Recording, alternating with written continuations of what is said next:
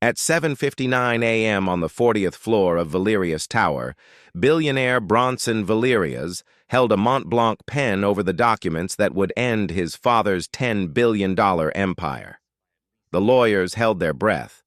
His CFO urged him to sign, but Bronson didn't move. His eyes were fixed on a black man in a janitor's apron standing in the corner of the boardroom, a single father who, just hours earlier, had spotted a $300 million discrepancy. What if the debt-destroying everything was nothing but an elaborate lie? 5 hours earlier, at 1 a.m., the 40th floor of Valerius Tower was silent except for the hum of air conditioning and the occasional creak of a building settling into the night. Bronson Valerius sat alone in his corner office, the Manhattan skyline glittering behind him like a million broken promises. He hadn't slept in 3 days. The stack of bankruptcy documents on his mahogany desk seemed to grow heavier with each passing hour, as if the paper itself understood the weight of what it represented. The end of everything his father had built over 40 years. $10 billion. That's what Valerius Holdings had been worth when Edward Valerius died 5 years ago and left it all to his only son. Now, thanks to a mysterious $300 million debt that had surfaced 6 months ago, the empire was crumbling. Bronson had fought it. He'd hired investigators, consulted lawyers, demanded explanations. But every trail led nowhere, and the creditors had grown impatient.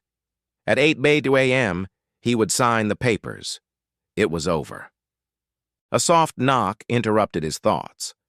The door opened to reveal Andrea Mitchell, his executive assistant, carrying a cup of coffee.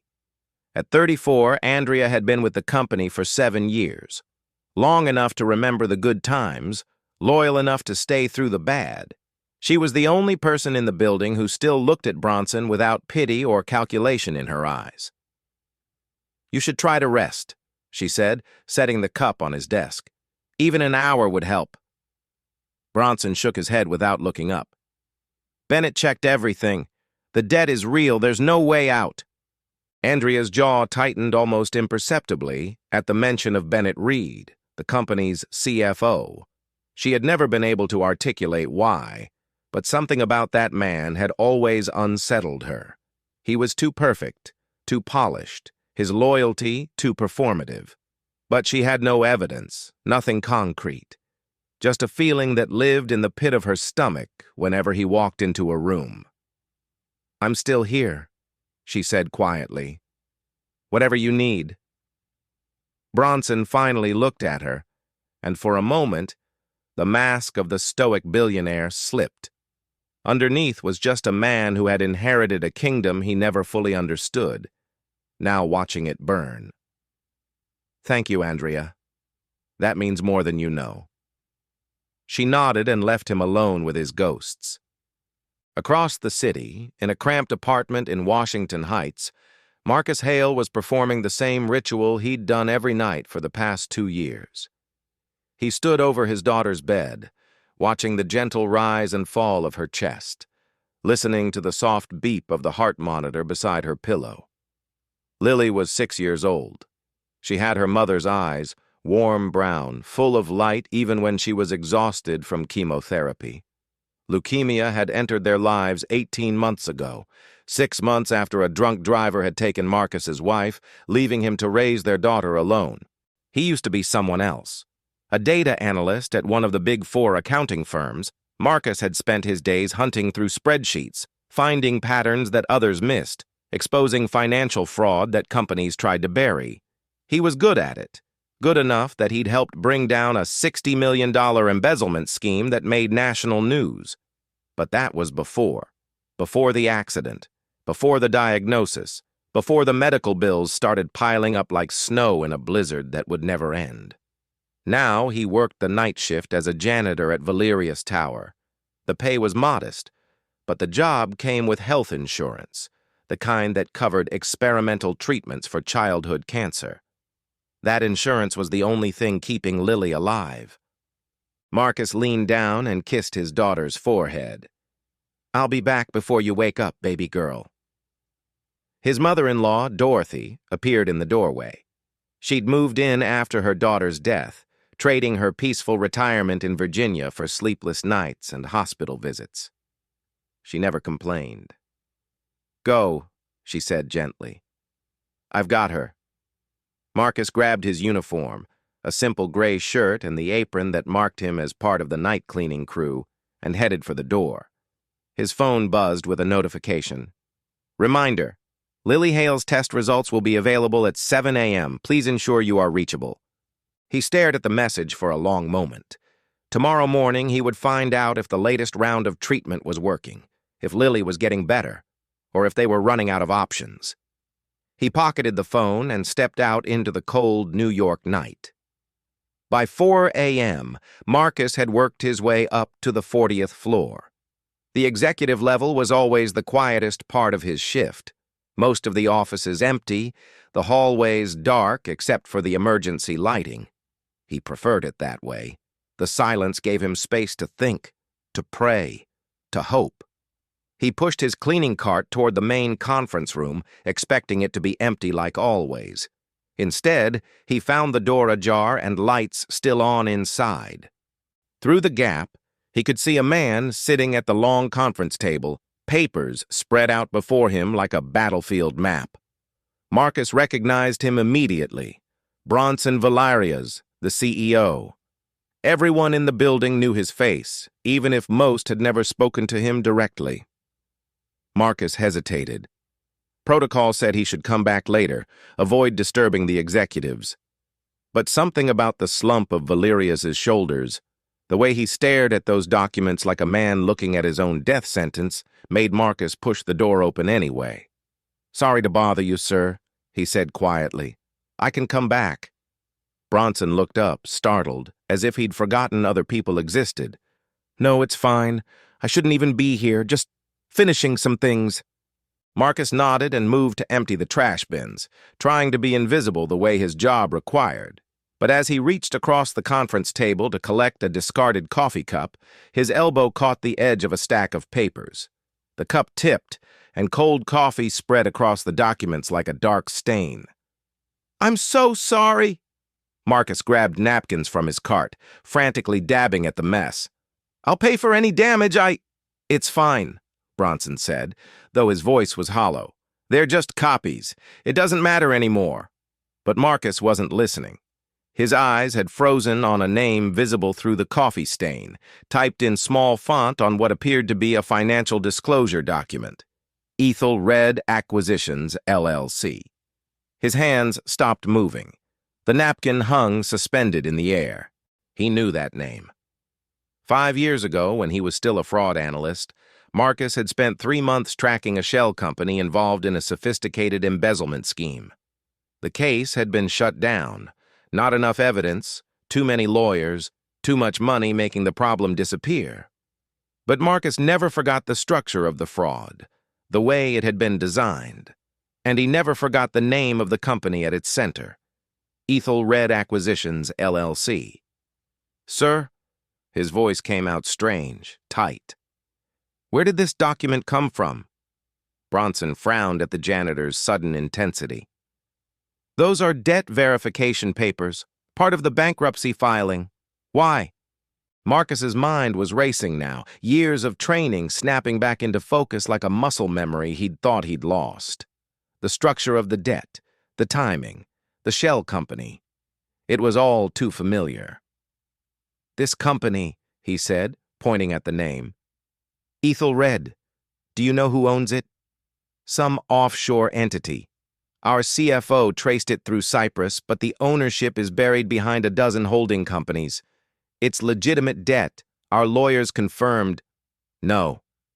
Marcus shook his head. "No, sir. I don't think it is." Bronson stared at him. "Who are you?" And there it was. The moment of choice. Marcus could walk away right now. Apologize for overstepping, finish his shift, go home to his daughter. He could keep his job, keep his insurance, keep the one thing standing between Lily and a death sentence. Getting involved in a billionaire's problems could only end badly for someone like him.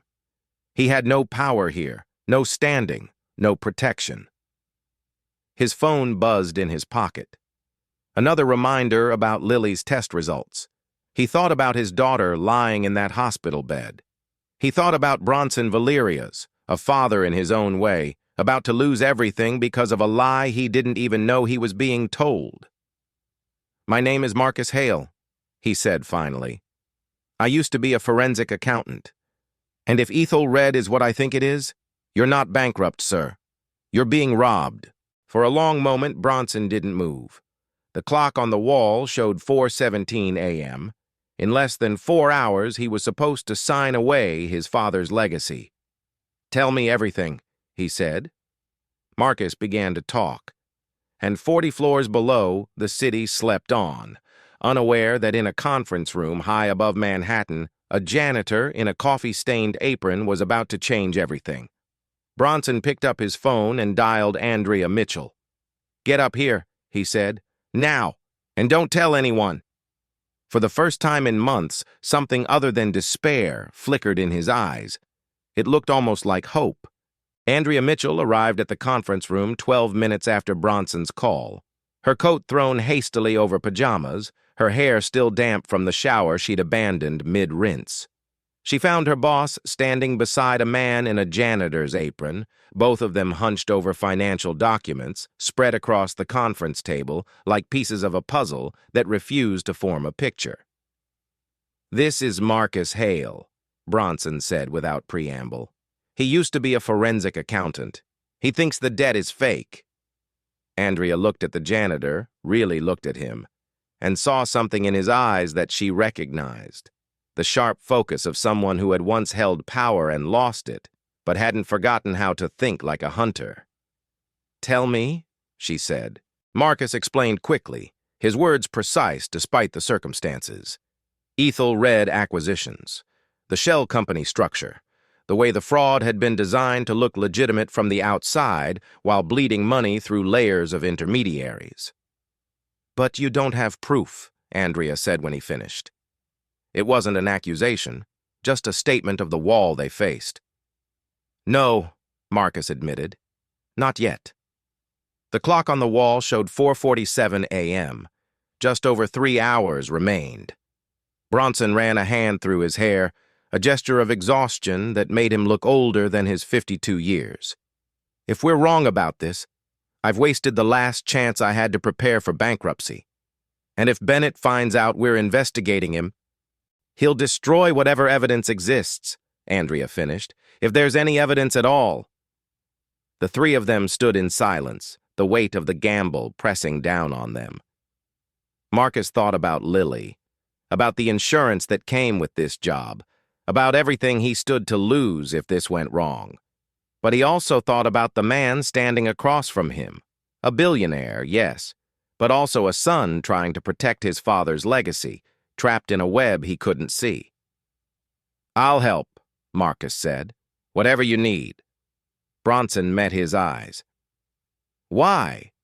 You don't owe me anything. You don't even know me." Marcus considered the question for a moment before answering.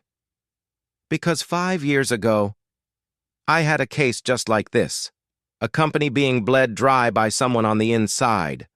I knew something was wrong, but I couldn't prove it. The case got shut down.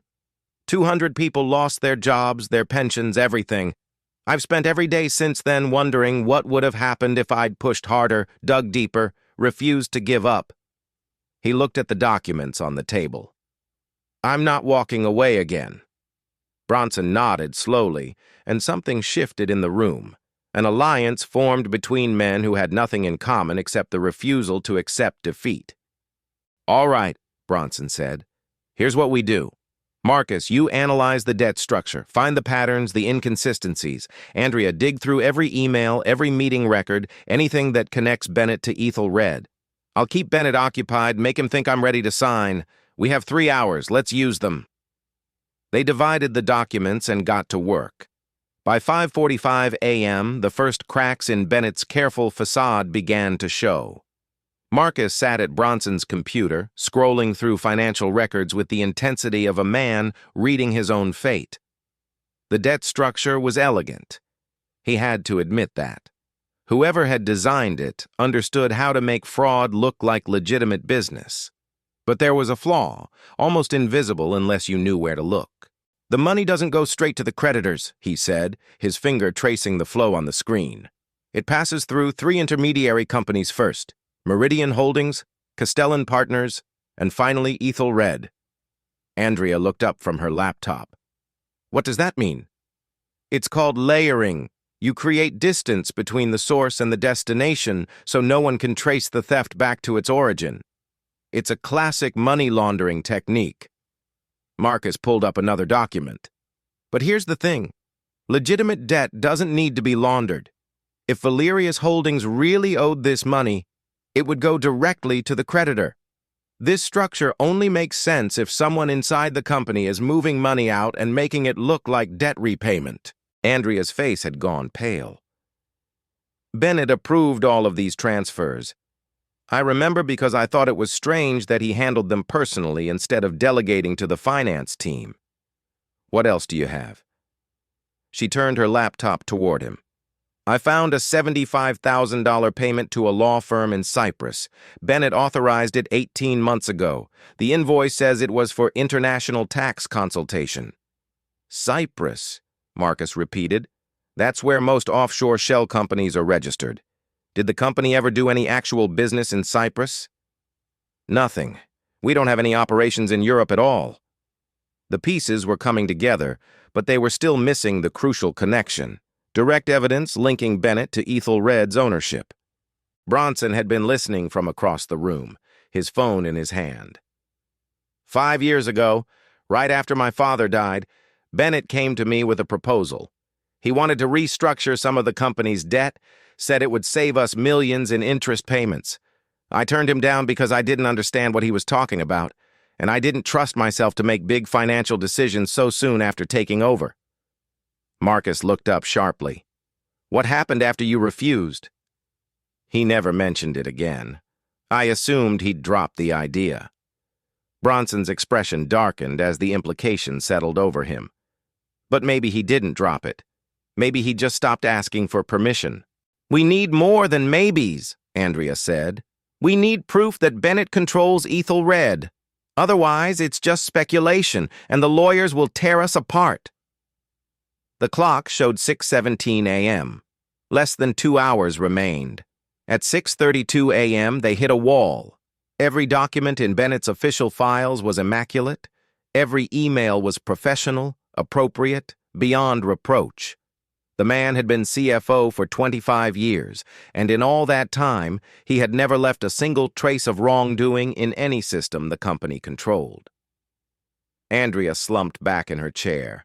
Frustration etched across her face. "There's nothing here. Either he's innocent, or he's been planning this for so long that he's erased every possible trail." Marcus stared at the screen, his mind racing through possibilities. Bennett was careful, too careful. The kind of careful that came from years of practice, from knowing exactly what investigators would look for and making sure they'd never find it. But everyone made mistakes. Everyone had blind spots. "The company email server," Marcus said suddenly. "Does it keep backup copies of deleted messages?" Andrea frowned. "I think so. It maintains archives for legal compliance, but I don't have access to those systems." "Who does?" "The IT manager. His name is Tom Bradley. I've known him for years. He's solid, trustworthy." Before she could say more, Bronson's phone rang. The caller ID showed Bennett Reed's name. Bronson answered, keeping his voice neutral. "Bennett." "The lawyers and creditors are arriving," Bennett said, his tone smooth and professional. "Everyone will be ready in the main boardroom by 7:30. Are you prepared to sign?" "I'll be there." "Good. This is the right decision, Bronson. Your father would understand." The line went dead. Bronson looked at the others, his jaw tight. "We're out of time. I have to go down there and pretend everything is normal while you keep searching." He moved toward the door, then stopped and pulled out his phone again. "There's one more call I need to make." Andrea and Marcus watched as Bronson dialed a number from memory. When the line connected, his voice was low and urgent. "Richard, it's Bronson Valerius. I know it's early, but I need you to listen carefully. I have reason to believe Bennett Reed has been defrauding the company. The $300 million debt may be fabricated. We're gathering evidence now. If we find proof in the next hour, I need you to contact the FBI immediately. Have them ready to move." He listened for a moment, then nodded. "I understand the risks. Just be ready." Bronson ended the call and turned back to the others. "Richard Caldwell, my father's personal attorney. If anyone can mobilize federal agents on short notice, it's him." He headed for the door, then stopped and turned back to Marcus. "If you find something, anything, get it to Andrea. She'll know how to reach me." Then he was gone, and Marcus and Andrea were alone with a mountain of data and a shrinking window of opportunity. At 6:55 a.m., Marcus's phone rang. He glanced at the screen and felt his heart stop. The hospital. "Mr. Hale?" The voice on the other end was professional, clinical. "This is Dr. Patterson's office. Your daughter's test results are ready. Can you come in to discuss them?" Marcus closed his eyes. Lily. His baby girl. The whole reason he worked this job, cleaned these floors, wore this apron. The results would tell him if the treatment was working, if she was getting better, or if they were running out of time. He looked at the computer screen, at the data still waiting to be analyzed. Andrea was across the room, on the phone with the IT manager, her voice urgent and low. He could leave right now. No one would blame him. A father's place was with his daughter, especially at a moment like this. Bronson Valerius would survive somehow. Men like him always did. And even if he didn't, what did it matter to Marcus? He was just a janitor. This wasn't his fight. But he remembered the look in Bronson's eyes when Andrea had asked why the CFO would betray him. The confusion, the hurt, the desperation of a man watching everything he loved slip away and not understanding why. Marcus knew that feeling. He had lived it every day since his wife died. "Can I call you back in 1 hour?" he said into the phone. "I'll be there. I promise. Just give me 1 more hour." The nurse agreed, and Marcus ended the call. His hands were shaking, but his mind was clear. 1 hour. He would find the evidence or die trying. At 7:08 a.m., Andrea's gamble paid off. She had convinced Tom Bradley to search the backup servers for any emails Bennett might have deleted. It was a violation of about 15 company policies, and if Bennett found out, both their careers would be over. But Tom had always trusted Andrea, and when she told him the company's survival might depend on what he found, he hadn't hesitated. Now she stood behind him in the IT office, watching as he navigated through years of archived data. "There," Tom said suddenly, pointing at the screen. "An email from 4 years ago, sent from Bennett's company address to an account in Cyprus. It was deleted from his mailbox, but the backup server caught it." Andrea leaned closer, her heart pounding as she read the message. "The formation documents for Ethel Red are complete. Awaiting your signature confirmation." Below the text was an attachment, a scanned image of incorporation papers for Ethel Red Acquisitions, LLC, and at the bottom of those papers, clear as day, was Bennett Reed's signature. Andrea grabbed the laptop and ran. At 7:47 a.m., she burst through the doors of the main boardroom. The scene inside was exactly what Bennett had orchestrated. Lawyers in expensive suits, creditors with stern faces, documents arranged in neat stacks waiting for Bronson's signature. Bennett stood at the head of the table, the picture of professional concern, his hand resting supportively on Bronson's shoulder. "Andrea," Bennett said, his smile faltering slightly at her disheveled appearance, "this is a private meeting." She ignored him and walked straight to Bronson, placing the laptop on the table in front of him. "You need to see this. Now." Behind her, barely visible in the doorway, Marcus Hale stood watching. He was still wearing his janitor's apron, still technically just a member of the cleaning staff, but in that moment, he was the only reason any of them were there. Bronson read the email. He studied the signature on the incorporation documents. Then he looked up at the man who had been his father's most trusted employee for a quarter-century.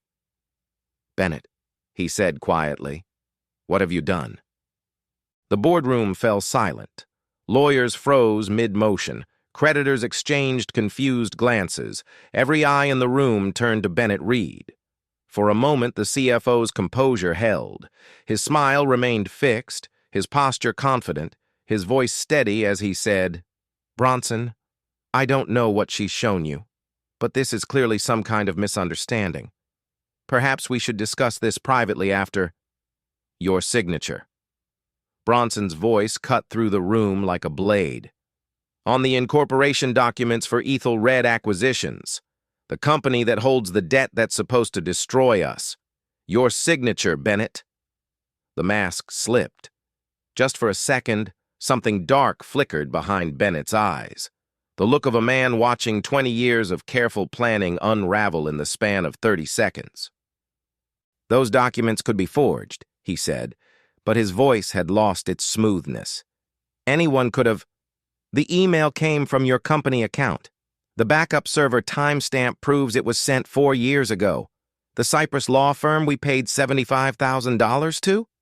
They specialize in setting up shell companies."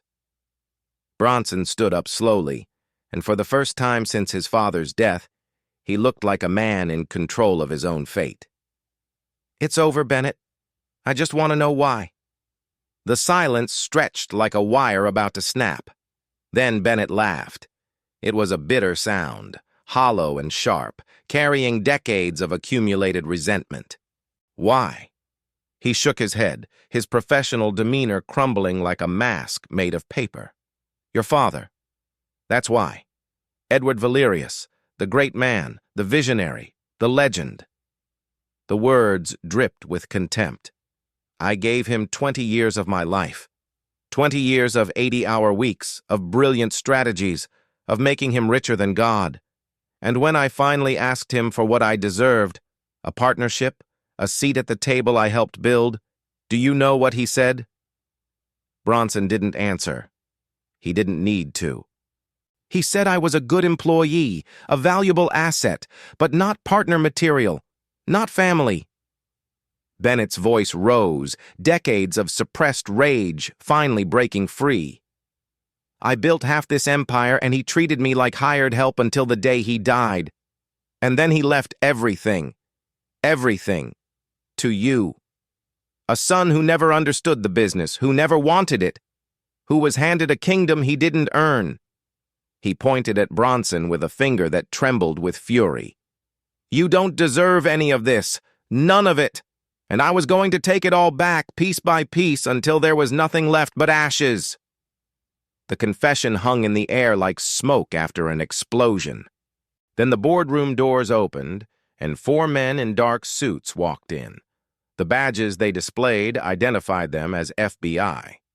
Richard Caldwell had made the call the moment Andrea found the evidence, and the agents had been waiting in the lobby for confirmation to move. "Bennett Reed," the lead agent said, his voice flat and professional. "You're under arrest for wire fraud, money laundering, and embezzlement. You have the right to remain silent." As they put the handcuffs on him, Bennett turned one last time to look at Bronson. But his eyes slid past the billionaire to the man standing in the doorway. The janitor in the coffee-stained apron who had started this avalanche with a single question about a name on a document. "Who is he?"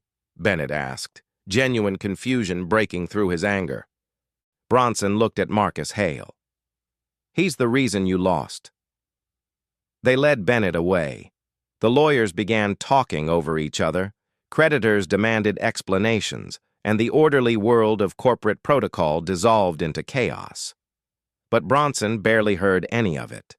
He crossed the room to where Marcus stood, still hesitant to fully enter a space where he so obviously didn't belong. "Thank you," Bronson said simply. Marcus nodded, but his mind was already elsewhere. I have to go. My daughter... Go. Bronson gripped his shoulder once, firmly. We'll talk later. Go be with your daughter.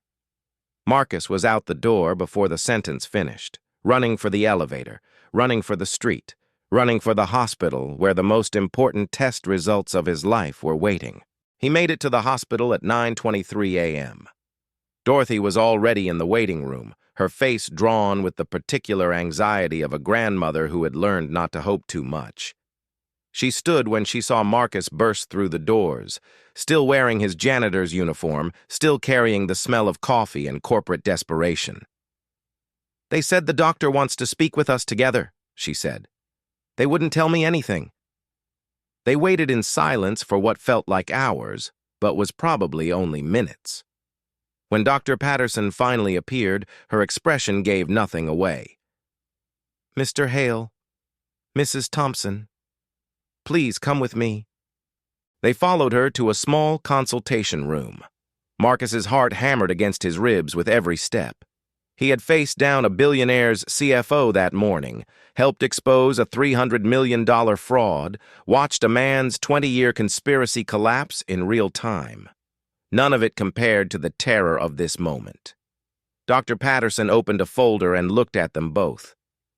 Lily's latest test results show a significant reduction in leukemia cells. The treatment is working. Her body is responding better than we hoped. The words didn't register at first. Marcus heard them, understood their individual meanings, but couldn't assemble them into anything that made sense. She's getting better? Dr. Patterson allowed herself a small smile. She's getting better. We'll need to continue treatment, and there's still a long road ahead. But the prognosis is positive. Your daughter is a fighter, Mr. Hale. Dorothy burst into tears. Marcus wanted to join her, wanted to collapse into the relief that was flooding through him like warm water after a lifetime of cold, but he held himself together just long enough to ask, Can I see her? She's been asking for you all morning. Lily was sitting up in bed when Marcus walked in, her small face pale but alert, her eyes bright with the particular joy of a child who didn't fully understand how sick she was, and therefore didn't know to be afraid. Daddy! She reached for him, and he swept her into his arms, holding her close, breathing in the hospital smell of her hair and not caring because underneath it was still his daughter, still his Lily, still alive and fighting and getting better. Hey, baby girl, he whispered. I'm sorry I'm late. Grandma said you were helping someone important. Marcus thought about Bronson Valerius, about the empire that had nearly crumbled, about the truth that had saved it all. Then he looked at his daughter's face, at the eyes that were so much like her mother's, and he knew exactly what mattered most. Not as important as you, he said. Nothing's ever as important as you. 6 months later, Valerius Holdings had transformed. The $300 million debt was proven fraudulent in federal court. Bennett Reed's offshore accounts were frozen, the money recovered, the shell companies dismantled. He was sentenced to 15 years in federal prison for fraud, money laundering, and conspiracy. The day the verdict came down, he refused to look at anyone in the courtroom. The company emerged from the crisis stronger than before. Bronson had learned hard lessons about trust and vigilance, and he applied them with the determination of a man given a second chance he didn't expect. He restructured the board, hired new leadership, and for the first time since his father's death, began to build something that was truly his own. And Marcus Hale's life changed in ways he never could have predicted. Bronson had offered him a position as special advisor for fraud prevention, a part-time role that let him use his old skills while still being there for Lily's treatments and recovery. Marcus accepted, and within a year he had helped the company identify and close a dozen potential vulnerabilities in their financial systems. But he didn't stop there. Using the connections he'd made and the reputation he'd built, Marcus founded his own consulting firm specializing in corporate fraud detection. Bronson Valerius became his first client. Others followed. Lily got better. The leukemia went into remission. She went back to school, made friends, learned to ride a bike. Dorothy stayed with them, filling their small apartment with the smell of home-cooked meals and the sound of a grandmother's love. On the 1-year anniversary of that night, Bronson invited Marcus to the 40th floor of Valerius Tower for a small ceremony. The main boardroom had been renovated, the ghosts of that terrible morning exorcised by new furniture and fresh paint. But on one wall, in a place of honor where everyone who entered could see it, hung a simple gray janitor's apron in a polished wooden frame. Below it, a small brass plaque read, "Truth can come from anyone." Marcus stood before it, wearing a suit now instead of a uniform, his daughter's hand in his mother-in-law beside him. Bronson joined them, and for a moment the four of them just looked at the framed apron in silence. "You know," Bronson said quietly, "my father spent his whole life believing that power came from money and position, that the people at the top were the ones who mattered." He shook his head slowly. He was wrong. The person who saved everything he built wasn't a CEO or a lawyer or a banker. It was a father working the night shift so his daughter could have health insurance. Marcus looked at Lily, who was staring at the apron with the curious incomprehension of a 7-year-old trying to understand adult things. "Daddy," she said, "why is your work shirt on the wall?" He knelt down to her level, the way he had done 1,000 times before, the way he would do 1,000 times again. "Because sometimes, baby girl, the smallest people can do the biggest things, and you should never let anyone make you feel like you don't matter." She considered this with the gravity of a child processing a new and important truth. Then she smiled, the same smile her mother used to have, and Marcus felt his heart break and heal all at once. "Okay, Daddy." He stood up, took her hand, and walked out of the boardroom. Behind him, the apron hung in its frame, a reminder to everyone who saw it that the fate of empires sometimes rests in the hands of those the world overlooks, and that the courage to speak the truth, even when everything is at stake, is the most powerful force of all.